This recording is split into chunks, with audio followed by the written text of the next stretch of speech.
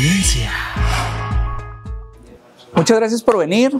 Mi nombre es Arturo Fernández, soy profesor de la Universidad Politécnica de Sinaloa, somos vecinos, y yo les vengo a platicar un poco de algunas experiencias de algunos sinaloenses destacados, de algunos alumnos de la universidad, a otros de la UAS, y pues bueno, sobre todo de experimentos. Todos hemos hecho experimentos, ¿no? ¿Alguna vez qué experimentos les han dejado en la secundaria o en la prepa? El frijolito que crece, gran experimento. Nunca creció, pero se intentó, ¿sí? Bueno, yo les vengo a platicar del experimento más grande del mundo, ¿sí? Cuando yo les digo el experimento más grande del mundo, ¿qué se les viene a la mente? ¿Qué tipo de experimentos o proyectos de la humanidad piensan que son de los más grandes, de los más caros? ¿Alguien me podría decir algún ejemplo? ¿Qué es lo primero que se les viene a la mente? Pues uno de los que normalmente se nos viene a la mente en el colectivo, pues puede ser la Estación Espacial Internacional. Tenemos una Estación Espacial Internacional que creo que ya va de salida, ya tiene varios años. Tenemos el programa Apolo de la NASA, los cuales bueno, son un montón, ¿no? Por eso, aparte de que son caros por sí mismos, eran un montón. Y pues con ese fue en el que se colonizó la Luna, ¿no? Porque llegamos a la Luna, por cierto. Ahorita está una nueva etapa de la exploración espacial donde quieren regresar a la Luna. Ya presentaron los nuevos trajes y todo eso, ¿no? Yo no les vengo a platicar del espacio. Sin embargo, aquí les menciono otros un poquito más modernos. Tenemos el ITER, que es un reactor termonuclear experimental que está en Francia, que es uno de los experimentos también más grandes, más caros del mundo. Tenemos uno que se llama DOOM, que es para buscar neutrinos. Ese está muy interesante. Son de físicos de partículas y básicamente es como si aquí tuvieran un acelerador, lo lanzaran hacia la Tierra y lo cacharan en Veracruz más o menos, ¿no? Está alrededor de 1300 kilómetros, creo, el generador de las partículas y el detector. Eso lo hacen normalmente los físicos tienden a todos los experimentos bajo tierra, ¿no? Para evitar el ruido y cualquier perturbación.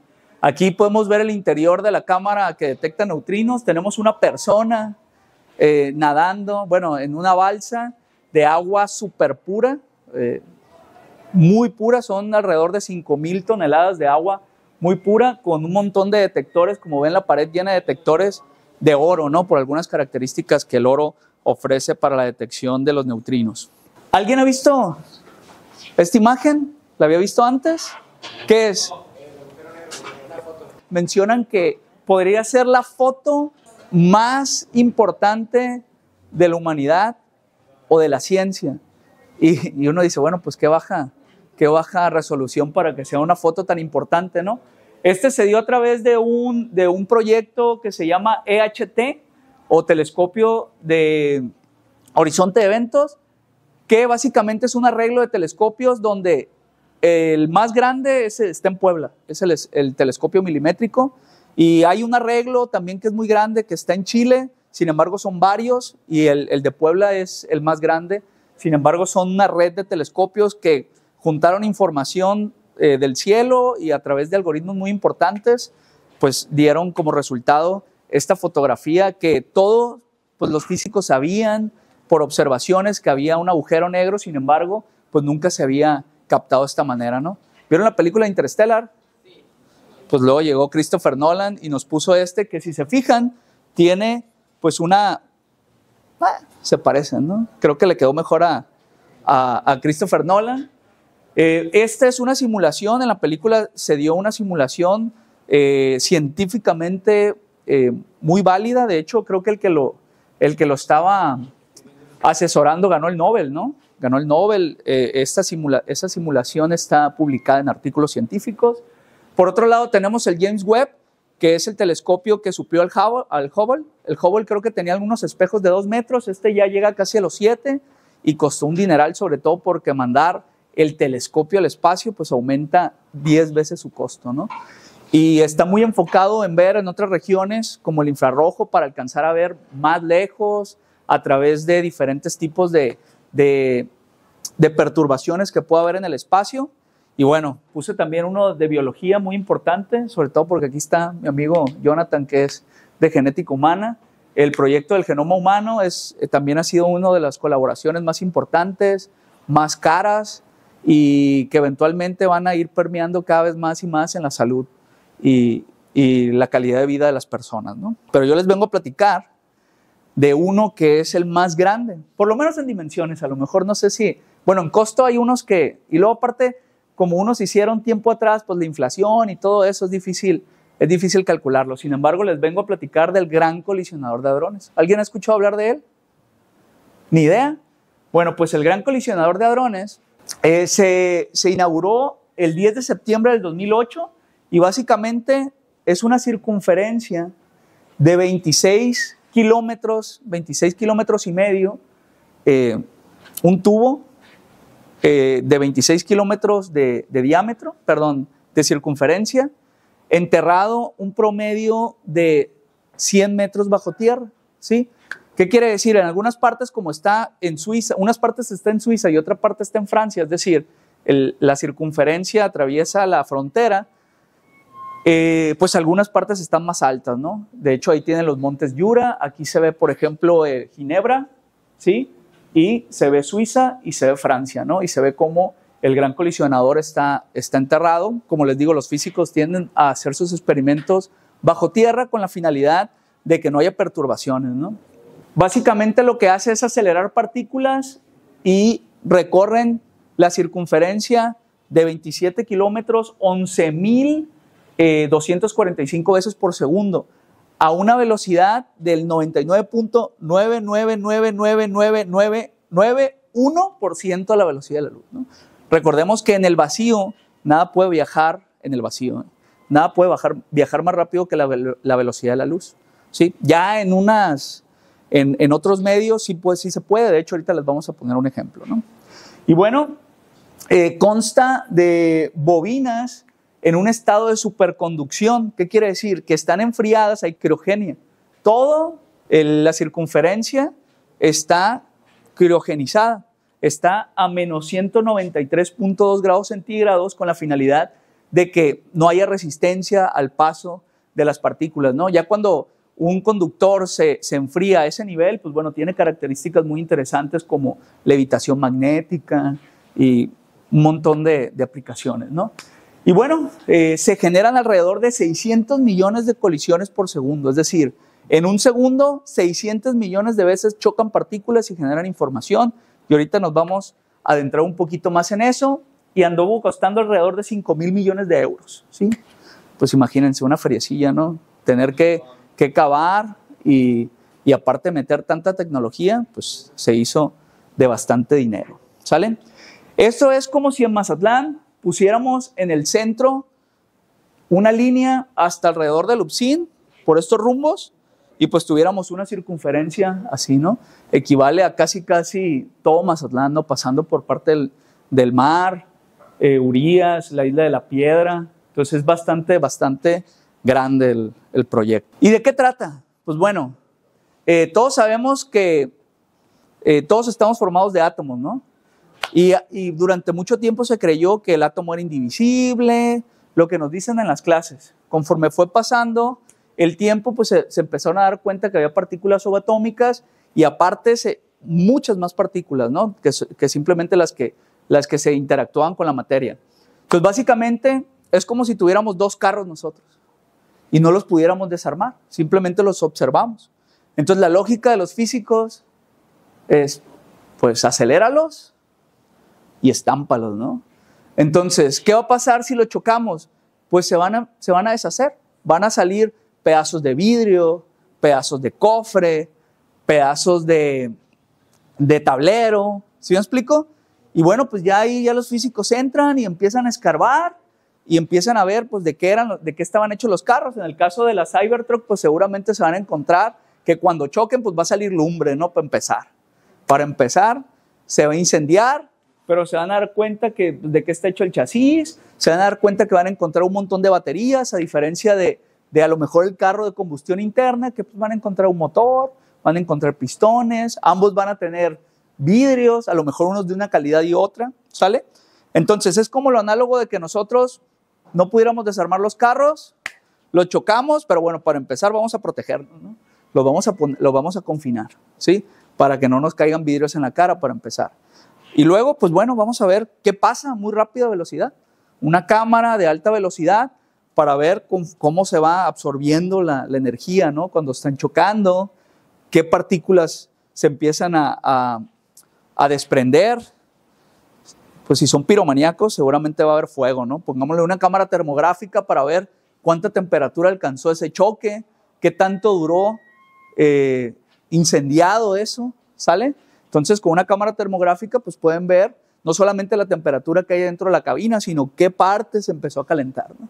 Sabemos que pues hay muchas piezas en un carro, algunas son de plástico, algunas son de metal, entonces pues hay que poner un imán, ¿sí? Para ver qué piezas de esos dos autos interactúan con el magnetismo. Si interactúan con el magnetismo, pues si alcanza a subir, a lo mejor era muy pequeña. Si era muy grande la pieza que se desprendió, pues a lo mejor simplemente se mantuvo y luego se cayó, ¿sí? Y eso nos da mucha información, ya que pues no podemos llegar a revisarlo, ¿sale? ¿Por qué? Porque en las colisiones de partículas colisionan, se generan y se desaparecen, ¿no? Muchas se desaparecen, caen en fotones, caen en luz, caen en otras cosas que pues ya sabemos en qué interactúan. Y como algunas son más grandes o más chicas, pues bueno, vamos a poner un imancito abajo para ver cuáles se pegan ahí, cuáles otras no se pegan, entonces para saber por lo menos los tamaños, ¿sale? ¿Se entiende más o menos? Bueno, pues ¿dónde está esto? Esto está en CERN, ¿sí? Que por sus siglas en francés es Organización Europea para la Investigación Nuclear. Se fundó después de la Segunda Guerra Mundial con la intención de decir, a ver, ya cálmense todos, vamos a hacer que la ciencia nos una, vamos a trabajar juntos. Y bueno, hay 12 países europeos, sin embargo, actualmente hay 21 países miembros, 28 países no miembros, es decir, es europea, ¿no? Pero hay, pues muchos en el mundo están muy interesados en trabajar en eso, entre ellos México, ¿no? Que es un país que está adentro, pero pues no es europeo, entonces tiene otro tipo de rol, ¿sale? Y hay alrededor de 220 institutos y la directora a partir del 2016 fue la doctora Fabiola Ionati, una doctora italiana, que de hecho fue la que dio el anuncio de un descubrimiento muy importante que ahorita vamos a platicar, ¿sale? Pues si se acuerdan costó una feriecita, ¿no? Entonces, a mí me gusta, si les gusta todo esto, todos estos temas, hay un documental en YouTube que está padre. Yo al principio, antes estaba en Netflix, se llama Particle Fever, está en español, fiebre de partículas, y más o menos les explica. Pero, ¿qué pasa cuando tienes un experimento tan caro? ¿Sí? Pues la gente dice, oye, son mis impuestos, ¿no? Hay una parte de este documental que se los pongo muy, muy rápido. Conocemos, no existiría. Es un fragmento, no nada más. Su existencia, campo y crear una máquina que lo descubrirá. Si el bosón de Higgs existe, el LHC es la máquina que lo descubrirá. Supongamos que tienen éxito y todo sale bien. Claro. ¿Qué ganamos? ¿Cuál es el beneficio económico? ¿Cómo se justifica todo esto? Por cierto, soy economista. No se lo tendrá en cuenta. La pregunta del señor economista es: ¿cuál es el rendimiento económico de un experimento como este y el de lo que descubramos al hacerlo? La respuesta es muy simple. No tengo ni idea. Se gastaron un dineral, hicieron un tubo criogenizado de 27 kilómetros de circunferencia y les preguntan, oye, todo ese dinero, ¿para qué me va a servir? No sé. De hecho, inmediatamente de eso dice, cuando se descubrieron las ondas de radio, pues no se llamaban ondas de radio, no había radio, ¿no? Entonces, ¿cómo es que todo ese dinero sirve para algo? ¿Sí? ¿Por qué hacer un experimento tan grande? Digo, la del frijolito, pues dices, bueno, está bien, ¿no? Es anecdótico, pero ya cuando tienes que meterle esa cantidad de dinero y convencer a políticos, imagínense, tener que los físicos convencer a políticos, pues es una cuestión difícil, ¿no? Y pues bueno, ahorita vamos a platicar para qué sirvió, ¿no? Ya actualmente se sabe que por cada franco suizo, porque en Suiza es donde se maneja, por cada franco suizo que se invirtió, hubo un retorno de 1.8 francos suizos. Entonces, la verdad, ya se dieron cuenta que pues sí es redituable, ¿no? Nosotros pasamos por una pandemia. Pregúntenle a los que le metieron investigación en vacunas cómo les fue, ¿no? Les fue bastante bien. O sea, esos países, los que lo vieron desde el punto de vista económico, las farmacéuticas, pues les fue bastante bien, ¿no? El LHC consta de más de 20 experimentos, Totem, Elena. Elena, por ejemplo, es una fábrica de antimateria, hay varios, ¿no? Antiprotón, un acelerador de antiprotones, pero los importantes son 4. Atlas, CMS, LHCb y ALICE, ¿sale? Atlas y CMS son de propósito general, son muy similares. LHCb es uno muy específico, a veces simplemente colisiona unidireccionalmente, es decir, como cuando ponen el carro a que se estampe contra una pared, ¿no? Y ALICE es donde trabajan algunos compañeros, ¿no? Y básicamente está enfocado en saber qué pasó en el momento después de que se generó el Big Bang, ¿sí? Y bueno, para ser un poquito más claro, tenemos el LHC que les había enseñado la circunferencia, sin embargo es un poquito más complejo, ¿no? Tienen aquí la fuente, parece extintor, es hidrógeno, sacan el hidrógeno, les hacen lo meten a magnetismo para quitarle los electrones, que queden los puros núcleos, se acelera a través de unos resonadores para acelerar la partícula, y bueno, tiene algunas etapas, ¿no? De hecho, el LHC no es el único experimento. Al principio tenían uno más chiquito que era de 7 kilómetros en 1976, y antes tenían uno de 628 metros que fue en 1959. Este es un poquito más actual, que es el Proton Synchrotron Booster, que fue en 1972. Es decir, cuando son iones, los aceleran por aquí, los mandan al booster y hasta que llegan al LHC, los van acelerando por partes, ¿sale? Y cuando son protones, pues pasan por el que es verde, ¿sí? No nos vamos a meter tanto en eso. Uno de los descubrimientos más importantes fue algo que se llama la partícula de Dios. ¿Alguna vez escucharon hablar de la partícula de Dios? ¿No? ¿Nunca? ¿Nada? Bueno, ¿quién cree en los horóscopos? ¿Quién cree? ¿Alguna vez han escuchado eso de, no, decrétalo y no sé qué? ¿Sí? Bueno, pues cada que salen con cosas así medio esotéricas, a mí me viene mucho a la mente este señor, Peter Higgs, que por cierto se murió este año en abril, ¿no? Peter Higgs a mí es un ejemplo bien claro de cómo de repente tendemos a pensar que cosas suceden y sin ningún fundamento. Cuando hay gente que realmente, si fueran ciertas, pues hay gente que dijera, oye, a ver, pues a lo mejor vamos todos a pensar en algo positivo, y si sucede algo positivo es muy cuantificable. Y a mí este ejemplo me gusta un montón porque este señor, alrededor de 1964, se puso a hacer unas ecuaciones y dijo, no, me falta un campo y me falta una partícula para que las cosas tengan masa como nosotros lo conocemos. Entonces, se puso hace 70 años a hacer cálculos y dice, me falta un campo y me falta una partícula. Publica su artículo y en algunos lugares ni siquiera lo entendieron, se lo rechazaron, pero total de que este señor fue uno de los que les dio pie para que gastaran todo ese dinero para encontrar ese campo y esa partícula, que es lo que le da masa a las cosas. Es decir, que nosotros estemos aquí es porque es lo que ellos estaban buscando. ¿Cómo es posible que nosotros tengamos masa? Bueno, este video me gusta mucho porque el señor explica claramente su descubrimiento. ¿Sale?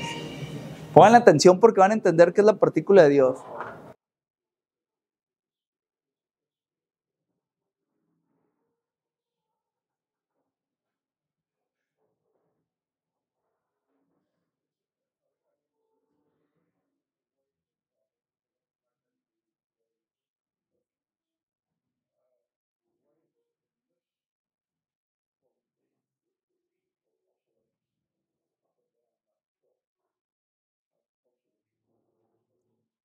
Fue la BBC a preguntarle qué era el Higgs.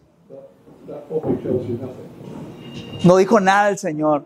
O sea, tener que explicar algo tan complejo, así nada más como una entrevista, pues de plano, fue imposible, ¿no? Pero básicamente es la interacción que tienes tú, la inercia al moverte, que es lo que nos da a nosotros la sensación de tener masa, ¿no? Un fotón, por ejemplo, que es una partícula de luz, no tiene masa, por eso viaja tan rápido, por eso no interactúa con ciertas cosas, pero me encanta ese ejemplo porque 50 años después y después de 5,000 millones de francos suizos, pues descubren la partícula, ¿no? La directora del CERN, de hecho, fue la que publicó que se encontró esa partícula teórica que en papel el señor había descrito con ese campo, y pues 50 años después la presentan y la señora pues se hace directora, ¿no? Y gana el premio Nobel. De hecho, en el documental me gusta mucho esa parte porque el señor pues realmente su trabajo más grande, y llega un momento en el que la descubren y pues él pensaba que no iba a vivir lo suficiente para ver que encontraran su partícula, y aparte el premio Nobel no se da póstumo, entonces era como la lucha entre no morirte, literal, no morirte antes de que la descubran, ¿no? Y bueno, lo descubrió CMS y Atlas, ¿sí? Es decir, colisionaron y colisionaron y colisionaron y colisionaron hasta que encontraron la partícula teórica. Pero bueno, este es el punto donde está Alice, que es donde trabaja. ¿Creen que haya mexicanos ahí? ¿Sí? Pues bueno, realmente sí, hay mexicanos, hay 4, este es Alice, ¿no? Ese es, por ejemplo, por donde, si se fijan, este es el tamaño de una persona. Algunos magnetos pesan más que la Torre Eiffel. O sea, los imanes que yo les digo que ponen para curvar algunas partículas y ver si interactúan con el magnetismo, los puros imanes pesan más que la Torre Eiffel. Las puertas esas, pues vean el diámetro que tienen. Cuando se prenden los imanes se doblan de la cantidad de electromagnetismo que generan. Este es el beam pipe que le llaman, por donde pasan las partículas, y todos estos son detectores, ¿no? Y ahí se ven todo el cablerío de la electrónica. Y bueno, Alice es donde están, se encuentran trabajando algunos sinaloenses, entre ellos sobre todo la UAS, en físico-matemático tiene ahí unos detectores, y básicamente Alice se dedica a recrear las condiciones del universo primitivo, es decir, el momento inmediato después del Big Bang. Pues bueno, Alice se encarga de colisionar partículas para recrear esos momentos, ¿no? Tiene el récord de temperatura más alto registrado, es 100,000 veces más alto que el centro del Sol, de caliente. Alice han encontrado algunas cosas, ¿no? Es diseñado para estudiar el plasma de quark-gluon. Básicamente descubrieron que el universo al crearse era un universo líquido de un fluido con viscosidad cero, que tiene características de que si tú tienes un fluido con viscosidad cero y lo sueltas, para empezar puede atravesar el piso, y se puede subir por la pared. Básicamente no respeta la gravedad como la entendemos, ¿no? Y bueno, está en Alice está el CIMBESTAB, la UAP, que es la Benemérita de Puebla, y la UAS. Hay personas de República Checa, Helsinki, Roma, Seúl, Perú, Estados Unidos. Aquí tenemos a Narcio, que fue un exalumno de la Universidad Politécnica de Sinaloa, de mecatrónica. Fue el primero que fue para allá. Ahorita actualmente está en su doctorado. Aquí es el centro de control de todos los detectores. Aquí tienen uno que, miren, bueno, no se alcanza a ver, ahí dice no data, se les cayó. Y hay gente que tiene que estar al pendiente por si se desconecta, por si empieza a fallar algo y empieza a meter, tienen que ir básicamente hacen, ¿cómo se llama cuando se quedan por las noches? Guardias, ¿no? Tienen que estar las 24 horas dispuestos a arreglar las cosas, ¿no? Y bueno, tienen 2 estaciones de plásticos centelladores, están a 15 y 17 metros del punto de interacción. Normalmente esos detectores trabajan con física difractiva. Es decir, es como si colisionan los 2 carros, pero no quieren colisionar, y uno gira hacia la derecha y uno gira hacia la izquierda. Es decir, interactúan, no chocan de lleno, interactúan, y ese desvío del volantazo que pegan, pues se sale del punto de interacción y pega en este y en este, ¿no? Es decir, aquí interactúan, pero no chocan, entonces simplemente se desvían, y pues dicen algunas características físicas, ¿no? Es para física difractiva. Por aquí por el medio pasa el haz de luz, y aquí están los detectores donde chocan las partículas y generan fotones, ¿sale? ¿Se acuerdan que les dije que nada viaja más rápido que la velocidad de la luz en el vacío? Pero ¿qué pasa si no está en el vacío? ¿Alguna vez habían visto esta imagen? ¿Qué es? Es un avión caza, pero ¿qué está haciendo? ¿Por qué está así? Está rompiendo la barrera del sonido. Pues en la velocidad de la luz pasa algo similar. Es decir, cuando prenden los reactores nucleares tienen agua. De hecho, el agua es muy buen aislante de la radiación, ¿sí? Y cuando los prenden, destellan de azul. ¿Por qué? Porque emiten partículas que viajan más rápido que la velocidad de la luz en el medio ese, y hacen un efecto similar al del Mach, al de romper la barrera del sonido, pero aquí tiran fotones azules. De hecho, se hace un cono azul también. Se llama efecto Cherenkov. Y este efecto Cherenkov se utiliza sobre todo para cuando llegan esas partículas, generan esos fotones de efecto Cherenkov azul y luego las fibras las convierten en verde, hacen un decaimiento de energía, les quitan energía para hacerlas verde. ¿Por qué? Porque los detectores son más sensibles al verde, ¿no? Y bueno, ¿para qué sirve? ¿Sirvió de algo? Pues sí, realmente el CERN, por ejemplo, aquí está Narcio de nuevo, es donde se gestó la WWW, ¿sí? Ustedes son muy jóvenes, ustedes prácticamente nacieron y ya existía, pero toda esa tecnología que gira alrededor de hacer partículas colisionar, pues generan un montón de desarrollos, ¿no? Aparte de la WWW, pues bueno, está la GRID. Como ven, ¿cuántas colisiones por segundo había? ¿No se acuerdan? 600 millones de colisiones por segundo. La GRID, ¿qué es? La GRID es lo que implementó el CERN. No se pueden almacenar esos datos, son un montón de datos, porque imagínense colisionando y todos los detectores dando información. ¿Qué hacen? Lo que hacen es sacar esa información a diferentes universidades. Ahí se ve, de hecho, ustedes si entran al edificio de la GRID, están los monitores donde se ven los datos corriendo a diferentes universidades, porque no se puede almacenar eso, es demasiada información. Por segundo son un montón de datos, ¿no? Hay una fábrica de antimateria. El plutonio, un gramo de plutonio anda alrededor de 80,000 pesos por gramo. El diamante anda en 110,000 pesos por gramo. Hay un elemento que se llama californio, que anda alrededor de 500 millones de pesos por gramo. Y la antimateria anda alrededor de, ¿qué? 1,200 billones de pesos por gramo, ¿sí? Entonces, pues CERN tiene ahí una máquina de antimateria bastante sofisticada, donde aceleran y luego frenan partículas y se generan partículas de antimateria, ¿no? Pero también hay tecnología, por ejemplo, de antimateria, que ya está al acceso de nosotros. Por ejemplo, la tomografía por emisión de positrones, PET, se dice por sus siglas, pues básicamente trabaja con positrones, que son la antimateria del electrón. Te meten un contraste de un elemento radioactivo con glucosa, y cuando hay una persona que tiene cáncer, pues esas células consumen mucha glucosa porque se están reproduciendo. Entonces se acumula ese contraste, ese elemento radioactivo con la glucosa, y empieza a tirar.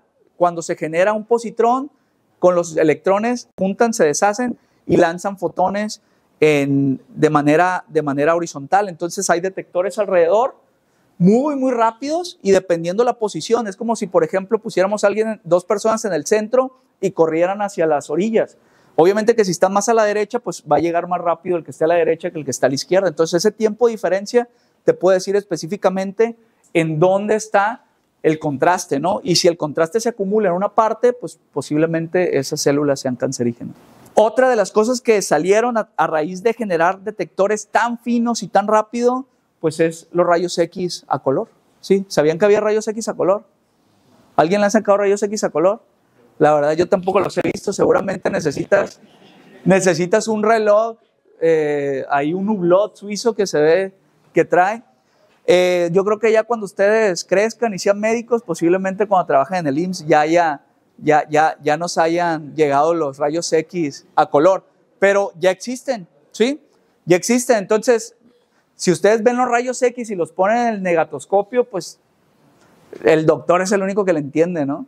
Los ve y dices, bueno, pues sí se ven los huesitos, pero yo no veo ahí ni la fisura, ni nada. Bueno, pues ya ahí se ve, por ejemplo, una imagen donde se ve el reloj, se ve los engranajes, los huesos, pero también se ve el tejido blando, ¿sale? Ya es tan fino que no solamente hay interacción con los huesos, con el calcio de los huesos, sino ya con las partículas que hay dentro de los otros tejidos. Y son tan rápidos y son tan finos que ya nos da la posibilidad de ponerle color a uno y a otro y discernir entre si es hueso o es tejido blando, ¿sale? Entonces ya cuando sean médicos ustedes, espero que ya lleguen con sus radiografías a color, ¿sí? Y bueno, hay varios alumnos. Estos alumnos, Narcio de nuevo, pues es el más grande, que está ahorita en doctorado, pero está Alejandro, son alumnos del UPSIN. Bueno, exalumnos, ya salieron, ya están trabajando.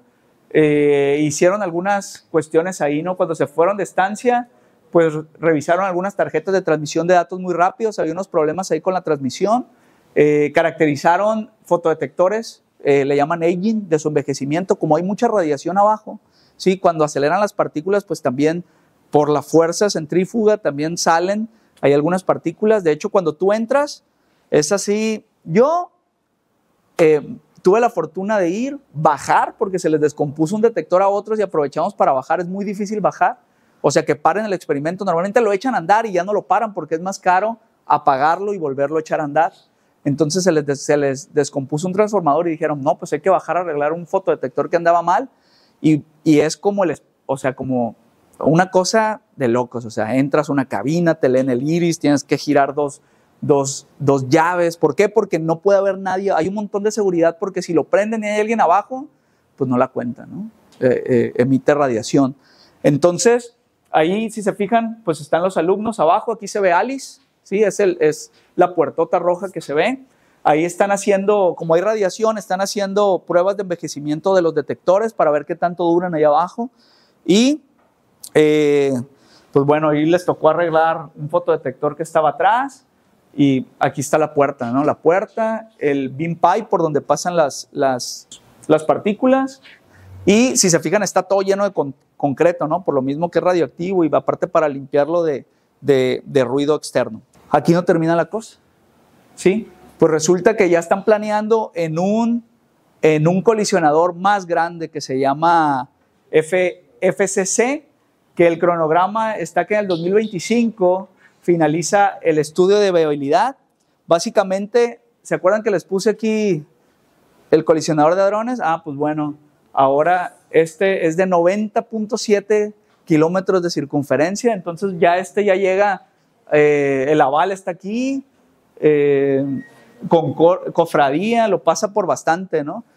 ¿Esto con qué finalidad? Pues acelerar a una mayor, 99.9999991 no es suficiente, ¿sí? Entonces quieren acelerarlos aún más, ya ahí están trabajando con cuestiones de teoría de cuerdas, donde ya posiblemente ya no haya más de 3 dimensiones y el tiempo, sino haya más dimensiones para que esto funcione, detalles por el estilo, ¿no? Y pues básicamente del 2027 al 28, pues se toma en cuenta quiénes van a ser los socios. Es un túnel de 90.7 kilómetros de circunferencia, 200 metros de profundidad media, 8 puntos. El anterior tenía 4 experimentos importantes. Este parece ser que va a tener 8 puntos, 7 en Francia y 1 en Suiza. Está más para el lado francés. Tiene 2 etapas, una en el 2040, que son mediciones de precisión, y otra en el 2070, que son de altas energías, ¿no? Y el costo pues será de 15,000 millones de francos suizos, distribuyéndose en al menos 15 años con 4 experimentos, ¿sale? Y se estima que pues haya un costo-beneficio que por cada franco suizo que se le invierte, 1.6 se regrese, ¿sí? Esto nos habla que parece ser que el primer mundo tiene bien claro que apostarle a la ciencia es redituable, ¿sí? Permea un montón de tecnología, porque obviamente pues ese tipo de tecnología, eventualmente ellos no son mucho de patentar, ¿no? Están mucho con la onda de que sea libre, pero eventualmente hay cosas que ya hay personas que la agarran, apropian la tecnología, lo implementan en algo que ya pues tiene un impacto en salud o detalles por el estilo, y pues ya de dinero no les hablo, ¿no? O sea, ya imagínense una empresa que ya trae a México los rayos X a color, hay muchos para tratamientos con cáncer, por ejemplo, también con aceleradores de protones. Son muy finos, sobre todo se utilizan en niños, porque a los niños no les puedes dar radiación porque les afectas todos sus mecanismos de crecimiento, básicamente es sentenciarlos a la muerte. Entonces esos son muy específicos, puedes entrar a una profundidad muy específica y eliminar el tejido que es cancerígeno, ¿no? Entonces hay un montón de tecnología que permea y pues bueno, si les interesa estos temas, yo les recomiendo, ahí está el doctor Ildefonso y el doctor Gerardo, que son como los jefes de los proyectos que se traen. El doctor Gerardo es muy buen divulgador, tiene algunos libros, El universo líquido, actualmente acaba de publicar, creo que ya tiene uno nuevo, hay uno precisamente de los agujeros negros, El universo, la historia más grande jamás contada. Entonces tiene unos libros de divulgación que no necesitan ser físicos, son de divulgación, es decir, lo pueden leer, hay cosas muy interesantes. Y pues bueno, agradecemos también a la UAS, a la Facultad de Físico Matemático, porque fue el que me invitó a alumnos del UPSIN que están trabajando en ese tipo de cosas, porque no todos son físicos, se necesitan ingenieros, ¿sí? Entonces, pues ustedes están en prepa, son experimentos pues de muy alto nivel, ¿no? Son experiencias en las que vas y prácticamente pues ves gente, el que se encargaba de moderar nuestras reuniones fue una persona que trabajó con un premio Nobel, o sea, es una experiencia increíble, ¿no? Y bueno, pues les quiero agradecer por su atención. Ciencia.